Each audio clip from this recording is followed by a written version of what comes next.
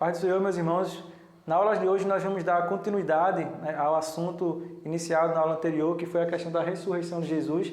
E fazendo uma breve revisão daquilo que nós falamos na aula anterior, nós analisamos o texto de Marcos 16, que fala sobre a ressurreição de Jesus, versículo 1 a 8. Nós verificamos se esse fato exposto por Marcos, ele apresenta sinais que autenticam que esse relato é realmente um fato verídico, é um fato que realmente aconteceu. E esses sinais, eles foram sinais analisados dentro das ciências históricas. Nós vimos que para que um fato ele possa ser considerado verdadeiro, e aqui no caso dos evangelhos, ele precisa ter esses 6 sinais, esses 6 pontos aqui, para verificar se eles são verdadeiros. Nós também falamos na aula passada sobre quais são as evidências e quais são os relatos que são descritos nos evangelhos, que são considerados como verdadeiros quando analisados dentro desses sinais aqui. E nós verificamos essas três evidências, né? O sepulcro vazio, diferentes aparições e a crença da igreja. E na aula de hoje, dando continuidade a esse assunto, nós vamos falar sobre as hipóteses, sobre os critérios, quais as hipóteses mais explicam essas evidências, né? E nós vamos analisar várias hipóteses, dentre elas a que nós acreditamos que é a hipótese da ressurreição de Jesus é a melhor hipótese que explica essas evidências. Então, na aula de hoje, você vai aprender sobre as hipóteses, quais hipóteses explicam melhor as evidências. Então, vem comigo e vamos aprender um pouco mais sobre a ressurreição de Jesus. Quando nós falamos sobre a questão do sepulcro vazio, né, nós precisamos deixar registrado que o sepulcro de Jesus ele foi encontrado vazio por um grupo de suas seguidoras no primeiro dia da semana após a sua crucificação. É consenso entre os estudiosos que Jesus ele viveu, é claro que ele nasceu primeiro, é óbvio, nasceu, viveu, morreu e foi sepultado. Não existe discussão sobre isso, né? Claro, um ou outro, mas é consenso, na maioria dos estudiosos afirmam essa questão sobre a vida de Jesus até a sua morte, né? Então, nós vimos na aula passada que Jesus ele foi sepultado, certo? Os dados dos textos mostram que Jesus ele foi sepultado, ou seja, que ele morreu e foi sepultado. Então, quando o sepulcro ele foi encontrado vazio, isso é uma evidência, né? E aqui como cristão nós falamos que o túmulo está vazio, que nós sabemos que ele ressuscitou, né? Então, antes de afirmar que ele ressuscitou, as evidências mostram que o sepulcro está vazio, né? Vão ter outras teorias tentando explicar isso aqui, nós vamos ver mais no final, mas a primeira evidência é que o sepulcro está vazio. Se ele ressuscitou ou não, nós ainda vamos discutir sobre isso. Nós já temos a certeza e convicção, né, que Jesus ressuscitou, por isso o sepulcro está vazio, né? Mas o fato dele estar vazio já é uma evidência de que ele não está ali, né? Se ele ressuscitou ou não, se ele foi roubado, se ele teve um surto e levantou-se novamente, não chegou nem a morrer, isso é outra questão. Mas a evidência é que o sepulcro está vazio. E Marcos, né? Abram sua Bíblia aí. Marcos vai dar alguns detalhes sobre como que esse sepulcro ele foi encontrado vazio, né? Que são evidências que fortalecem o nosso argumento, que é o seguinte, verso 4. Elas diziam isso porque a pedra era muito grande, mas quando olharam, viram que ela já havia sido tirada. Então elas entraram no túmulo e viram um moço, vestido de branco, sentado no lado direito. Elas ficaram muito assustadas, mas ele disse: não se assustem, sei que vocês estão procurando Jesus de Nazaré, que foi crucificado, mas ele não está aqui, pois já foi ressuscitado. No início do capítulo 16, Marcos vai dizer que essas mulheres eram Maria Madalena, lembrem, Maria Madalena era aquela prostituta que Jesus salvou, Salomé e Maria, a mãe de Tiago. Irmãos, as primeiras pessoas que encontraram o sepulcro vazio foram um grupo de mulheres. E aqui, esse grupo, ele é um grupo que, para o contexto da época, é um grupo que tinha total descrédito. Primeiro que elas eram mulheres, né? Então, naquela época, a mulher não tinha, o testemunho da mulher não tinha valor judicial. Por exemplo, se a mulher fosse testemunha de um crime, e ela testemunhasse, né, sobre aquele crime, o seu testemunho não tinha valor nenhum. E um agravante nesse grupo dessas mulheres é que, além de elas não terem valor testemunhal, nesse grupo existia uma prostituta. E aqui nós não precisamos nem falar sobre a questão da prostituta, porque se nos dias de hoje nós já temos um preconceito, imagina naquela época. Então, o sepulcro vazio, ele começa a ter algumas evidências, né? Algumas evidências que são constrangedoras. Né? Eles são constrangedoras.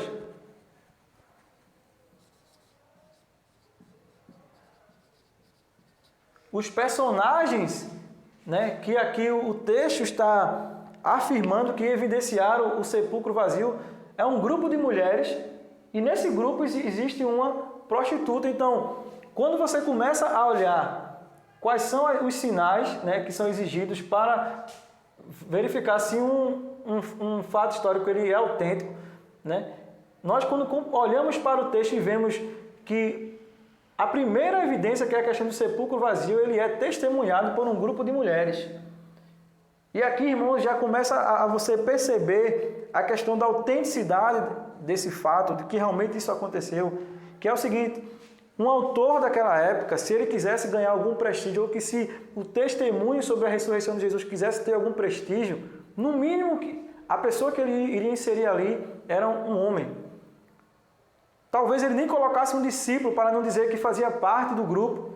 Talvez ele, se essa história fosse inventada, ele colocaria alguém que tivesse uma força maior. Por exemplo, no caso de Marcos, que está escrevendo para os romanos, ele poderia ter inserido um centurião aqui, ou os próprios soldados que estavam naquele sepulcro, que em outros evangelhos vai falar que eles viram, que eles estavam lá, viram os anjos chegando e foram ressuscitar o Senhor Jesus Cristo. Então, Marcos, ele já nos mostra, através do sepulcro vazio, que essas mulheres, elas já vêm se encaixando aqui nessa questão do constrangimento, e tantas outras, a questão da coerência, do semitismo, que é a língua que nós estamos falando, fontes primitivas, todos os outros evangelhos vai afirmar que foram as mulheres, né, quem encontraram o sepulcro vazio.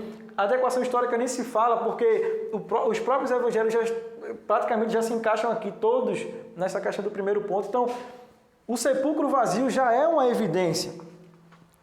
A segunda coisa ainda em relação ao sepulcro vazio é que ele está registrado de forma independente em fontes muito antigas. Né? Fontes independentes. Foi o que eu já falei um pouquinho antes dessa minha fala.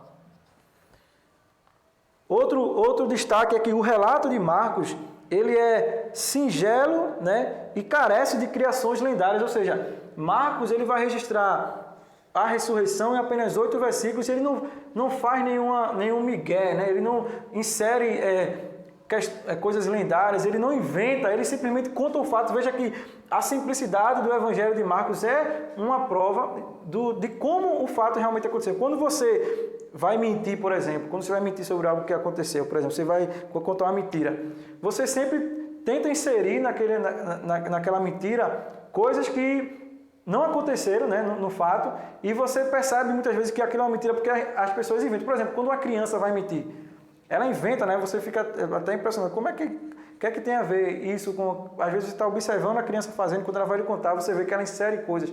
O homem adulto também, você vê que quando nós vamos mentir, nós inserimos histórias, né, do que realmente aconteceu. E a simplicidade do texto de Marcos também é uma evidência sobre essa questão do sepulcro realmente estar vazio. Ele conta com uma simplicidade que nós já vimos em todo o seu livro, que é típica de Marcos. E a quarta questão é o sepulcro, ele foi encontrado por mulheres, que nós já falamos aqui. Não, esse quarto aqui eu troquei, certo? Eu falei o quarto lugar do primeiro, né? Que eu já falei sobre as mulheres, mas o quarto seria: a confiabilidade histórica dos relatos do sepultamento de Jesus sustenta o sepulcro vazio. Ou seja, o que é que essa quarta questão aqui fala? Né? Vou botar aqui sepultamento. É que, como já é comprovado que o sepultamento ele foi real, o sepulcro está vazio, ele é uma consequência desse sepultamento aqui. Ou seja, o que é que quer dizer? Que os soldados eles foram colocados para guardar o sepulcro de Jesus. Isso já demonstra que quando eles foram fazer a guarda, o corpo estava lá. Certo? Ninguém ia fazer a guarda de um sepulcro que já estava vazio. Quando eles foram fazer a guarda, o sepulcro estava, vamos dizer assim, cheio, né? Tinha um morto lá. E todos sabiam onde era o local onde Jesus foi sepultado. Nós vimos que José de Arimateia vai falar com Pilatos, pede o corpo. Nós vimos isso na aula passada. As mulheres viram onde ele foi sepultado. O apóstolo João viu onde ele foi sepultado. São colocados 2 guardas para guardar o sepulcro, ou seja, o sepulcro era conhecido. Então, o sepultamento de Jesus é uma evidência também em relação à questão do sepulcro vazio, porque todos viram quando o corpo foi sepultado. Todos sabiam que Jesus estava dentro daquele sepulcro.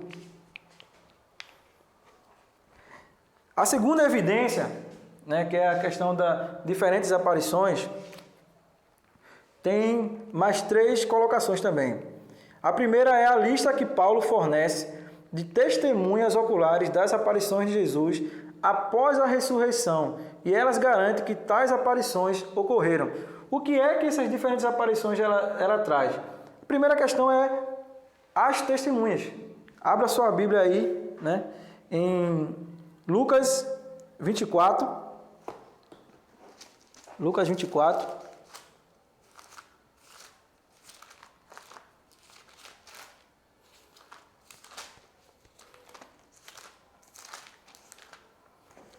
Lucas 24, versículo 28 até o 35.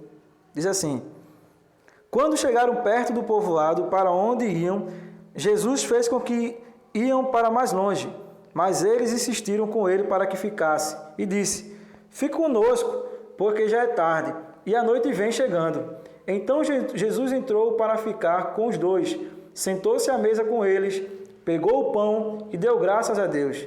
Depois partiu o pão e deu a eles.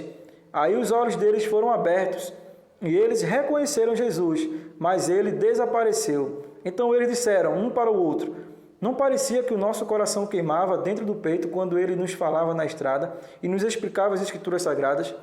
Eles se levantaram logo e voltaram para Jerusalém, onde encontraram os 11 apóstolos reunidos com outros seguidores de Jesus.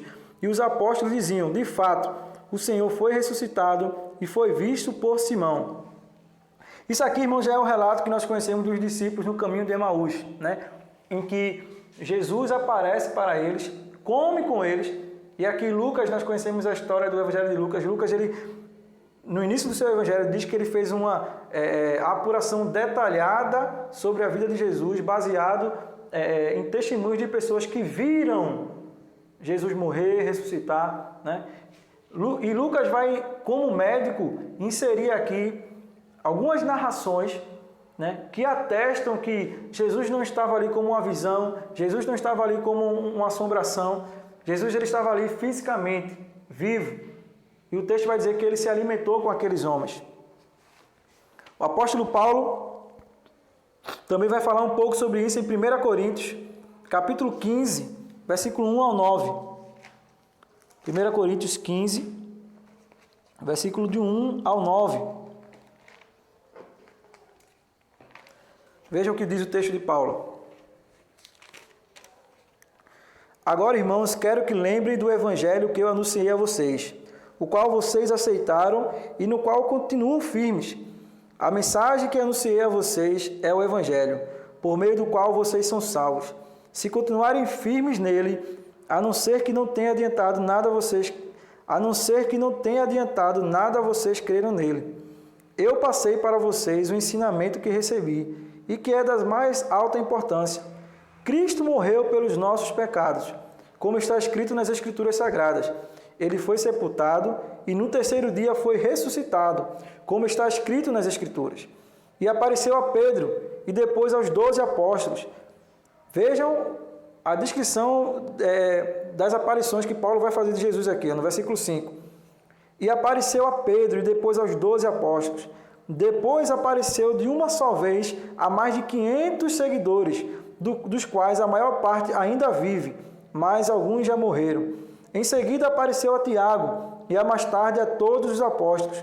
Por último, depois de todos, ele apareceu também a mim, como para alguém nascido fora do tempo. Paulo vai, e eu aqui vou falar de trás para frente, Paulo vai falar, irmãos, que Jesus apareceu para ele. Lembre que Paulo foi um perseguidor da igreja cristã. E Paulo está dizendo aqui que Jesus apareceu para ele. Lembre que Paulo foi financiado pelo Sinédrio para perseguir os cristãos. E agora é um testemunho desse que era o perseguidor, falando sobre que Cristo apareceu para ele. Depois Paulo vai dizer que Jesus apareceu para Tiago. Depois ele vai dizer que Jesus apareceu para mais de 500 pessoas. E aqui, né, a argumentação de Paulo, ela é muito pertinente, porque Paulo era um estudioso da sua época, era um homem de um intelecto muito elevado, e ele, quando vai falar assim, olha, Jesus apareceu para mais de 500 pessoas, ele está usando aqui o princípio da falseabilidade, que é um princípio que até hoje é usado na ciência, que é o seguinte: você tem como comprovar que aquilo ali é falso? Se sim, né, então nós vamos investigar para saber se realmente aquilo ali foi verdadeiro ou falso. Paulo está dizendo que Jesus apareceu para mais de 500 pessoas, dizendo o seguinte: olha, se vocês têm dúvidas, perguntem, procurem essas pessoas. Ou seja, o texto está demonstrando evidências, irmãos, que existiam outras pessoas que viram isso, e Paulo aqui não está dizendo que essas pessoas eram discípulos. Não quer dizer que também não sejam, mas ele está falando de um grupo enorme, né, que evidenciou a ressurreição de Jesus e que aquele grupo ainda estava vivo, que essas pessoas poderiam ser procuradas para testemunhar sobre aquilo. Ele vai falar sobre a aparição a Pedro e também aos discípulos. Né? Nós conhecemos as aparições de Jesus aos discípulos, onde que quando ele aparece para os discípulos, Tomé tem dúvida em relação se aquele homem que está ali é realmente Jesus, e o Senhor diz assim: Tomé, toca aqui nas minhas feridas, e Tomé vai lá, toca nas feridas de Jesus, comprovando que era ele mesmo. Então, o texto, né? O texto, os evangelhos, eles também demonstram que as aparições de Jesus, elas se encaixam aqui dentro desses sinais de autenticidade, ou seja, comprovando mais uma vez que essa segunda evidência também se encaixa, né? Também se encaixa, vou botar aqui um Czinho de ok, se encaixa dentro dos sinais, né? E a terceiro ponto, né, em relação a essa questão da diferentes aparições, é que as aparições de Jesus foram físicas e corpóreas, que foi aquilo que eu falei um pouquinho antes. Então, o sepulcro vazio ele se encaixa dentro dos sinais, e as diferentes aparições também se encaixam dentro desses sinais. E a terceira evidência, a crença da igreja. Eu vou ler aqui para os irmãos entenderem. Os primeiros discípulos vieram a crer com sinceridade na ressurreição de Jesus, a despeito de todas as predisposições em contrário. O que é que essa evidência ela nos diz? Primeiro, aqui, ó. Primeiro, vamos botar aqui a crença dos judeus.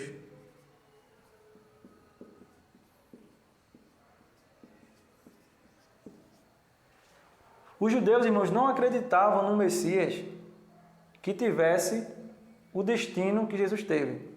E quando eu falo destino, é até a sua morte.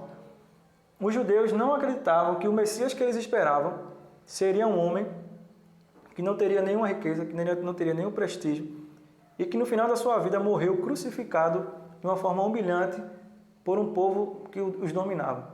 Então, quando nós falamos sobre a questão da crença da igreja, é que o contexto onde Jesus estava inserido não era favorável para um tipo de Messias igual a esse Jesus que está sendo apresentado aqui. Então, a crença da igreja, né, ela é contrária à crença que os judeus tinham na época. Ou seja, se Jesus realmente não tivesse ressuscitado, esse homem chamado Jesus, que tinha sido morto, ele não teria nenhum crédito naquela época. Ou seja, Se ele não tivesse ressuscitado, se não tivesse algo extraordinário na vida daquele homem, esse homem seria mais um, apenas mais um. E nenhum dos discípulos, nenhum dos seus seguidores iriam viver essa mentira de que ele era o Messias se eles tinham visto aquele homem morrer da forma como ele morreu. Então, o contexto da época, a crença dos judeus não permitia, ou seja, não aceitava um Messias fraco, destruído, um Messias que não tem nenhuma, como posso dizer, nenhuma semelhança com aquilo que eles acreditavam que poderia ser o Messias. E a segunda questão é que as crenças dos judeus sobre a vida após a morte excluíam a possibilidade de que alguém ressuscitasse dos mortos para a glória e a imortalidade antes da ressurreição do fim do mundo. Ou seja, os judeus aqui, eles não acreditavam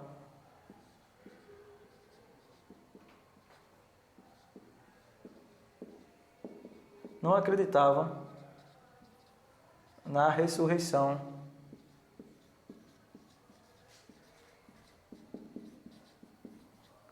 a não ser que essa ressurreição seja a última ressurreição, ou seja, a ressurreição do fim do mundo, quando Deus ele vai restaurar toda a humanidade. Ou seja, quando os discípulos surgem com essa ideologia, com essa ideia de que Jesus ressuscitou, na época, essa ideologia sobre a ressurreição era a mais improvável de todas. Para você ter ideia, se eles tivessem dito que Jesus ele saiu, depois do seu sepulcro, ele foi para o mundo das ideias, eles poderiam ter adeptos dos gregos, né, daqueles que acreditavam em Sócrates, nas ideologias de Platão, que acreditavam que quando nós morríamos, nós estávamos libertando a nossa alma do corpo e essa alma ia para o mundo das ideias. Se eles tivessem usado essa ideia, talvez eles teriam algum adeptos, né? Se eles falassem, por exemplo, em reencarnação, eles poderiam ter alguns adeptos, aqueles que acreditavam na cultura egípcia, por exemplo.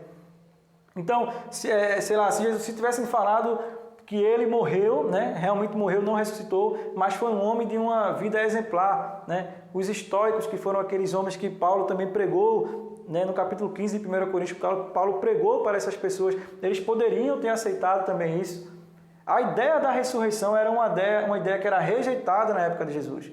O próprio carta de Paulo aos Coríntios diz que quando Paulo vai falar sobre a vida de Jesus, ele usa aquele tema do altar ao Deus desconhecido. Todas aquelas pessoas que estavam ali no Areópago ouvem Paulo explanar sobre a história de Israel até a chegada de Jesus. Só que quando Paulo está no finalzinho da história dizendo que Jesus ressuscitou, eles interrompem Paulo e dizem: olha, você é uma pessoa inteligente, você fala muito bem, mas sobre essa questão de ressurreição a gente conversa depois. Ou seja, essa ideia era muito rejeitada, irmãos, naquela época. Então, a crença da igreja, ela vem, né, de contrapartida a todo um contexto que não era favorável para esse tema da ressurreição. E mesmo assim, a igreja, ela cresce fundamentada nessa questão da ressurreição. Então, as três evidências que os textos nos mostram, o sepulcro vazio, diferentes aparições e a crença da igreja, se encaixam, todas essas três aqui, se encaixam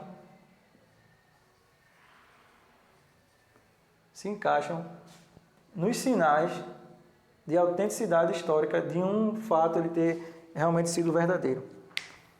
Tido isso aqui em mente, irmãos, a gente vai para outro ponto.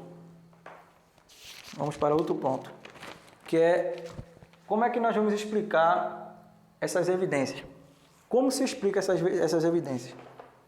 Dentro da ciência histórica, né, os historiadores eles colocam na balança vários fatores quando vão investigar uma hipótese, por exemplo, que é essa questão aqui, que é a questão da ressurreição. Ela é tida como uma hipótese para poder explicar isso aqui. Então, nós cristãos, quando vamos explicar essas três evidências, ou seja, isso aqui é fato, o sepulcro está vazio, os textos falam de diferentes aparições e a crença da igreja fortalece que realmente a ressurreição aconteceu. Então, a hipótese da ressurreição é a hipótese que nós acreditamos. Como é que nós explicamos essas três evidências? Jesus ressuscitou. Deus ressuscitou Jesus. Certo? Então, isso é uma hipótese. Só que, Quando os historiadores eles vão analisar uma hipótese, e agora eu estou indo para a parte final da aula, existem alguns conceitos, né? Algumas etapas, podemos dizer assim, que elas são consideradas para poder analisar se uma hipótese ela é boa ou não. E nós temos aqui, vou colocar aqui, nós temos a primeira questão, deixa eu traçar aqui, sobre essa questão das hipóteses, é que uma hipótese ela deve ter um âmbito explicativo. Que é um âmbito explicativo, ou seja, a hipótese explicará mais coisas relativas às evidências, ou seja, quando eu levantar uma hipótese, ela precisa explicar, ou seja, ela precisa explicar mais coisas relativas às evidências. Quais são as evidências? Essas três aqui. Então, a hipótese da ressurreição, ela precisa explicar essas três evidências, certo?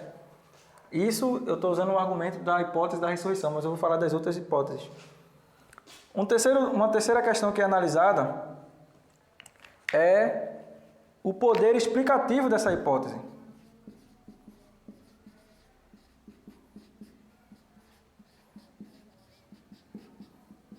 Poder explicativo. Ou seja,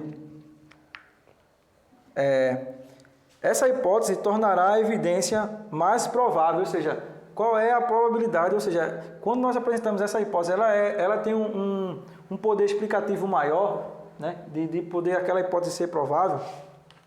A terceira questão é a plausibilidade.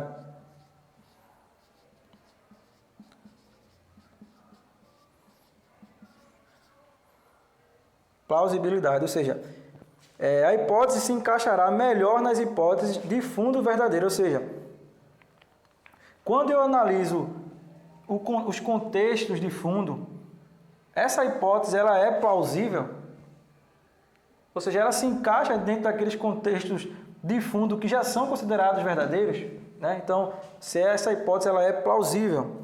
Terceira, o fato de ser artificial.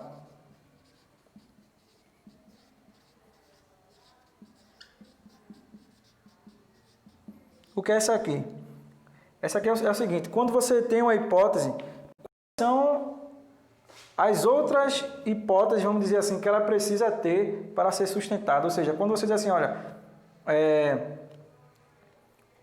por exemplo, a questão da ressurreição, né? Quais são os fundamentos em que aquela hipótese ela está alicerçada? A maior e a única base da hipótese da ressurreição é que Deus precisa existir. Ou seja, Jesus ressuscitou. Quem ressuscitou Jesus? Deus. Então, a única hipótese extra, vamos dizer assim, a única base que a hipótese da ressurreição precisa é o fato de Deus existir. Quando eu for falar das outras hipóteses, vocês vão entender melhor essa questão do fato de ser, né? Faltou colocar aqui.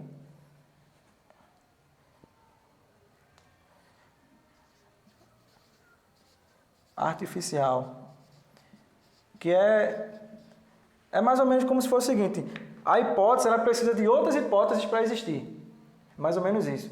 A hipótese ela precisa de outras coisas para poder existir. E a última é que ela deve ser refutada por crenças aceitas ou superior a outra, ou seja, ser refutada por poucas crenças aceitas e ser superior a outras hipóteses no cumprimento dos requisitos aqui acima. Ou seja, ela tem que ser, vamos dizer aqui, ela precisa ter, vou botar aqui, ser melhor que as outras hipóteses. Eu vou explicar para vocês nos exemplos, vai ficar melhor.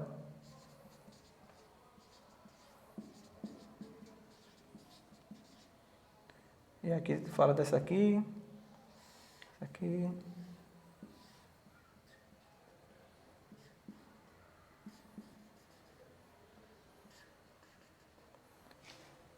Então, quais são os critérios que os historiadores utilizam para analisar uma hipótese? Primeiro, se ela tem um âmbito explicativo, que como eu já falei, ela vai explicar mais coisas em relação à evidência.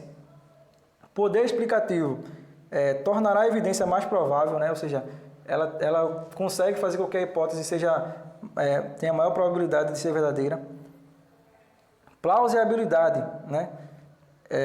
Ela se encaixará melhor nas hipóteses de fundo verdadeiro, ou seja, quando nós analisamos a hipótese em relação ao seu contexto, que já são provados como verdadeiro, ela se encaixa melhor.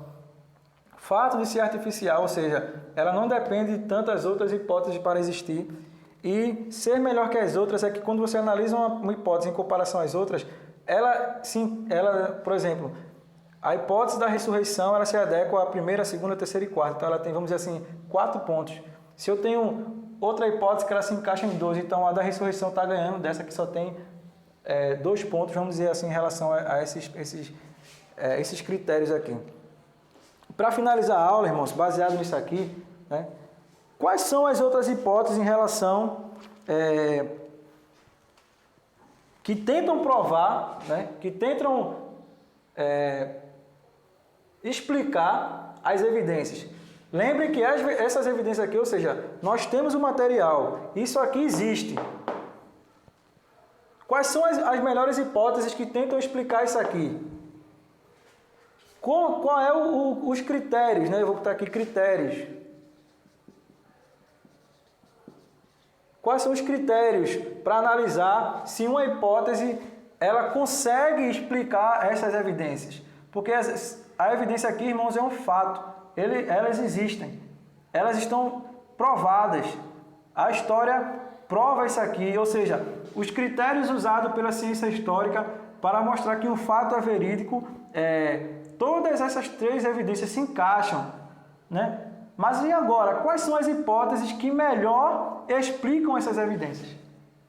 Quais são as hipóteses? E aqui eu vou expor para vocês, e não sendo irônico aqui, eu não menosprezando as outras hipóteses, mas essas hipóteses são hipóteses levantadas por grandes historiadores, grandes pensadores. É defendida muito por muitos homens das universidades hoje, certo? Chega até a ser, posso dizer assim, ridículas, mas tamanha é a descrença desses homens em relação à ressurreição de Jesus, que eles tentam argumentar de várias formas. Primeira hipótese, a hipótese da conspiração.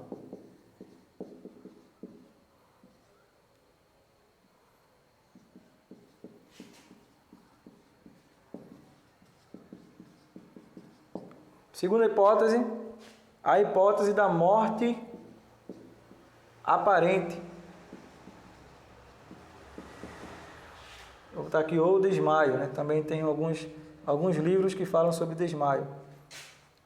Terceira hipótese, a hipótese da remoção do corpo, né? Vou botar aqui hipótese, remoção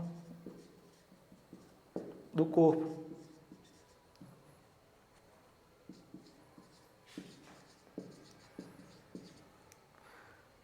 Outra hipótese da alucinação.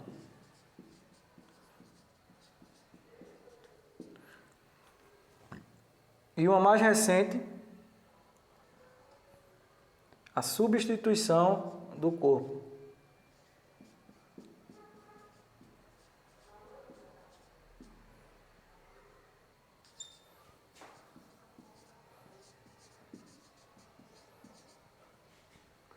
E a última, que não menor que as demais, a hipótese da ressurreição. Então, essas hipóteses aqui são levantadas para explicar as evidências. Então, quando eu pego a hipótese da conspiração, o que é a hipótese da conspiração? A hipótese da conspiração é aquela que vai dizer que os discípulos eles roubaram o corpo de Jesus, certo? Essa hipótese vai dizer que os discípulos foram lá e roubaram o corpo de Jesus. Então,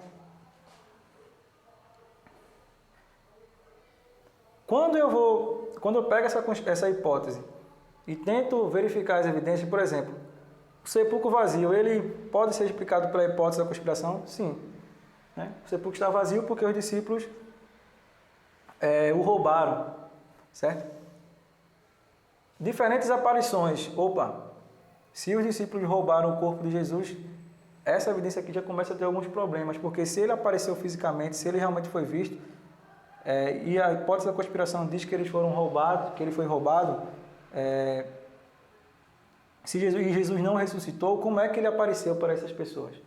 Então perceba que quando nós começamos a olhar as evidências, quando nós começamos a olhar, né, os critérios, né, a gente começa a perceber que as evidências começam a se fragilizar. Por quê? A hipótese da conspiração, ela tem um âmbito explicativo legal, né? Ela pode até ter um poder explicativo bom para esse aqui, mas quando eu começo a encaixar todos esses requisitos em todas as evidências, ela começa a se desmanchar.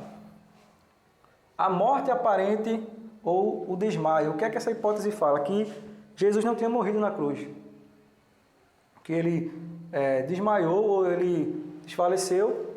Quando tiraram ele da cruz e colocaram ele no sepulcro, ele acordou, né, depois e saiu do túmulo. Eu não vou nem falar sobre isso aqui, porque já dá para perceber, irmãos, que essa hipótese não consegue se estruturar dentre os critérios. Hipótese da remoção do corpo. O que é que essa hipótese fala? Sobre que o lugar onde Jesus foi sepultado, né, quando José de Arimateia colocou Jesus no sepulcro, ele colocou Jesus no sepulcro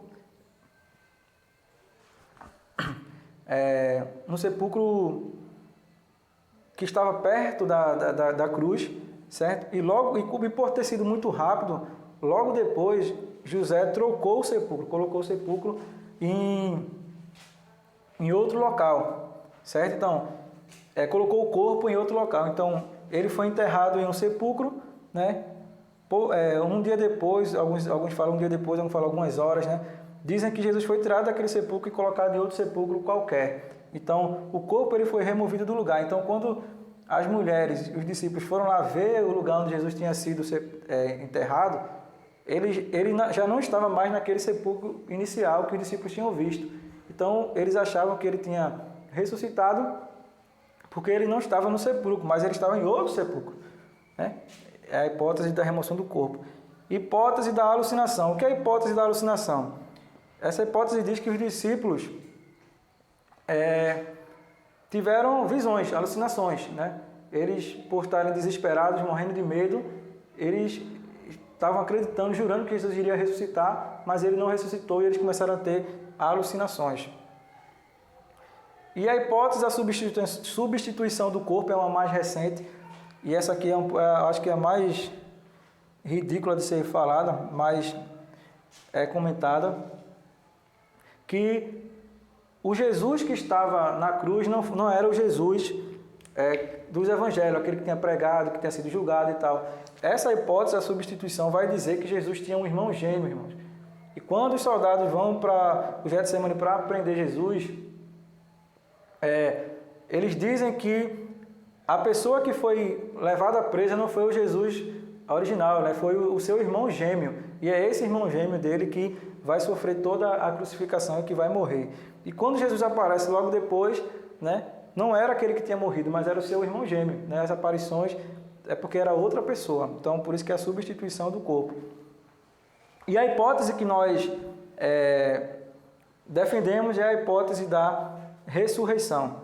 E aqui, irmãos, eu gostaria de deixar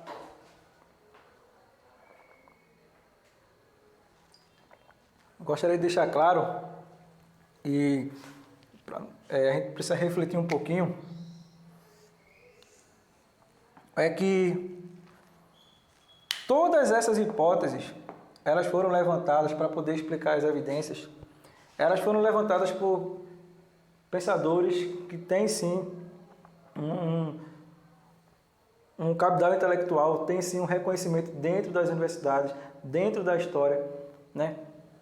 Foi levantada por esses homens para tentar explicar essas evidências. E percebam que durante a história, né, surgem várias hipóteses para tentar explicar essas evidências. Percebam que quando existem várias hipóteses, já dá para se perceber que não existe um consenso. Eles não conseguem explicar o fato da ressurreição, eles não conseguem explicar as evidências, não conseguem explicar o sepulcro vazio, diferentes aparições, ou seja, porque se cada um tenta criar uma hipótese para explicar isso aqui, já demonstra que eles não conseguem convencer uns aos outros. Por exemplo, a hipótese da conspiração não consegue convencer, né, o estudioso que criou a hipótese da morte aparente. E por isso surge outra hipótese, e surge outra hipótese, e outra hipótese. Ou seja, eles não conseguem, né, quando são colocados na balança dos critérios para provar se uma hipótese ela é ou não verdadeira, se ela tem uma força para explicar as evidências, percebam que as outras, elas vão se anulando, porque à medida que eu vou criando outras hipóteses, demonstra que eu não me encaixo dentro desses critérios. Mas quando você pega o critério, né, ou seja, quando você pega a hipótese da ressurreição e coloca ela nesses critérios aqui, irmãos, a hipótese da ressurreição consegue explicar todas as evidências. E como eu falei anteriormente, a única coisa, né, ou seja, a única, como posso dizer, o único critério que os céticos tentam argumentar contra a hipótese da ressurreição é o critério do fato de ser artificial, no sentido de que essa hipótese precisa de um pressuposto, que é qual? Deus existir. Né? Porque para Jesus ser ressuscitado, né, Deus precisa existir.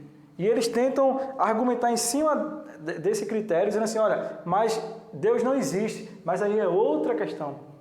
Né? Aí, ou seja, eles estão levantando outro problema para poder anular a hipótese da ressurreição. Mas quando eu pego ela e aplico dentro dos critérios e comparo com as evidências, ela é a melhor hipótese que explica que realmente o sepulcro está vazio, o porquê de termos visto, de termos várias aparições e o porquê da igreja, anos depois, continuar acreditando na ressurreição de Jesus. Irmãos, e crença essa que fez com que esses homens morressem. Crença essa que fez com que homens fossem jogados em jaula de leões. Homens foram queimados vivos, foram crucificados porque acreditavam que Jesus tinha ressuscitado. E aqui eu abro um parêntese sobre a questão das lendas, dos mitos, que muitas pessoas podem falar, Wallace, mas hoje tem muita gente que morre, que dá sua vida por tantas causas.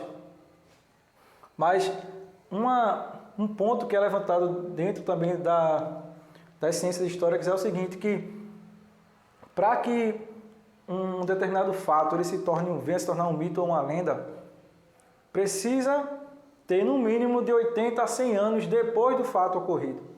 Por quê? Porque quando você inventa uma história e existem pessoas que viram aquela história realmente como ela aconteceu, aquela história ela pode ser desmentida. Por exemplo, Jesus ressuscitou. Isso é uma invenção. Os discípulos começaram a falar sobre a ressurreição de Jesus. Se isso fosse uma mentira, as pessoas iriam desmentir os discípulos. E não existe, né, relatos de textos desmentindo essa questão da ressurreição. Não existe. Os primeiros relatos vão surgir mais de 200, 300 anos depois, com pessoas não acreditando nessa ressurreição. Mas na época em que Jesus ressuscitou, não existe nenhuma contra-argumentação. Né? Ou seja, a invenção que os discípulos poderiam estar fazendo da ressurreição de Jesus não foi desmentida. Ou seja, se aquilo ali fosse realmente um mito, uma lenda, os textos que são datados de 10, 19 anos, 20 anos depois, para você ter ideia, Gálatas, né? Abra sua Bíblia aí em Gálatas, já estou encerrando. Gálatas, capítulo 1, versículo 1, é o primeiro livro a ser escrito no Novo Testamento. Nós já expomos a matéria de Gálatas há 2 anos atrás, na escola dominical. E o capítulo 1, versículo diz assim, ó, eu, Paulo, escrevo esta carta, eu que fui chamado para ser apóstolo, não por pessoas ou por meio de uma pessoa, mas por Jesus Cristo e por Deus o Pai, que ressuscitou Jesus da morte. Ou seja, essa carta aqui é datada de 19 anos depois da ressurreição de Jesus. Ela é datada do ano 49, né? 49. E Paulo já está falando da ressurreição de Jesus, ou seja, a ressurreição de Jesus já era tratada na mesma época em que Jesus tinha sido ressuscitado, sim. Então, se ela fosse um mito, as pessoas iriam como posso dizer, aquilo que os discípulos estavam fazendo de propagar o Evangelho, dizendo que esse Jesus tinha ressuscitado, ela seria desmentida. Ou seja, eles não teriam força, eles seriam esculachados nas praças. Pelo contrário, irmãos, essa palavra ela cresce. Na época dos discípulos, o Evangelho cresce de uma forma absurda que Roma ela tenta frear esse crescimento que os discípulos esse Evangelho que está sendo propagado. Então, a hipótese da ressurreição, irmãos, ela se encaixa perfeitamente, ela consegue explicar todas essas evidências. Nós, como cristãos, temos já através da nossa fé a certeza de que Jesus ressuscitou. Mas cientificamente, através das ciências históricas, nós também conseguimos perceber que realmente a ressurreição de Jesus é um fato real, é um fato histórico que aconteceu realmente. E aqui, irmãos, eu falo as palavras de Paulo. Se Jesus não tivesse ressuscitado, seria vã a nossa fé. E utilizo também a fala de Jesus quando ele diz o seguinte, olha, bem-aventurado aqueles que não viram e creram. Jesus disse isso quando Tomé precisou tocar nas mãos do Senhor para poder acreditar que Jesus realmente tinha ressuscitado. E Jesus disse para Tomé, olha, bem-aventurado aqueles que não viram e crerão. Ou seja, aqueles que não estão me vendo aqui, mas vão crer. Somos nós. É eu e você que, através da nossa fé, através do testemunho do Espírito Santo nas nossas vidas, temos a certeza, não só de forma sobrenatural através da fé, mas através das evidências que realmente Jesus ele ressuscitou. E se ele ressuscitou, irmãos, um dia ele vai voltar para buscar a sua igreja, porque ele prometeu que ele iria morrer e iria ressuscitar. Ao terceiro dia ele ressuscitou. Quando ele foi assunto aos céus, ele também disse, eu vou voltar para buscar a minha igreja. E essa aula de hoje que nós estamos ministrando aqui, estamos encerrando, é uma aula que, mais uma vez, demonstra que a palavra de Deus, que a Bíblia é a palavra de Deus, que aquilo que está escrito nela é verdadeiro e vai se cumprir. Porque se até aqui, irmãos, tudo que nós falamos é verdade, por que não? Por que a palavra do Senhor, aquilo que Jesus prometeu, não ser verdade? Por que será que aquilo que está lá no Apocalipse realmente não vai acontecer? Se tudo que até agora é verdadeiro, por que o final vai ser uma mentira? A palavra de Deus diz que no início, no Jardim do Éden, existe um jardim, existe a árvore da vida. E é interessante que no Apocalipse também essa mesma árvore aparece. Jesus mostra no início da Bíblia como é estar na presença de Deus, e no Apocalipse ele mostra também o fim de como é estar na presença de Deus. E tudo isso, esse começo e esse fim, está lá, como posso dizer, consumado na cruz do Calvário, naquele dia em que Jesus entregou a sua vida por mim e por você. E depois de 3 dias ele ressuscitou para preparar esse lugar onde nós iremos morar com ele. Então, meu irmão, tenha certeza de que aquilo que nós estamos passando aqui na terra não se compara àquilo que o Senhor tem preparado para cada um de nós. Talvez você esteja vivendo aí um momento difícil, de dor, de perda, de desesperança em relação ao futuro da humanidade, mas creia que existe algo preparado para mim e para você. Que Jesus Cristo, ele veio aqui na terra cumprir a obra do Senhor, para que esse fim ele pudesse ser o melhor possível. Existe uma esperança para mim e para você, para todos nós que cremos no Senhor Jesus Cristo. Então, que o Senhor te abençoe, que você guarde essa aula no teu coração, que você possa meditar sobre essa aula de hoje, tendo a certeza, irmãos, que independente de tudo aquilo que foi falado aqui, nós precisamos crer que esse Deus, ele é o nosso Senhor, que ele é o nosso Salvador, que ele morreu por mim e por você, e que ele tem poder para salvar e resolver as nossas angústias, as nossas tristezas, e nos levar para um lugar ao seu lado, um lugar eterno, onde nós não teremos mais choro nem ranger de dentes. Que o Senhor te abençoe, meu irmão, que você possa estar acompanhando as últimas aulas que serão ministradas. Estamos chegando no final do Evangelho de Marcos, e foi o ano de 2019 e 2020, um ano muito abençoado na Escola Dominical, quando nós falamos sobre a questão do Evangelho de Marcos. Que o Senhor te abençoe em nome de Jesus. Amém.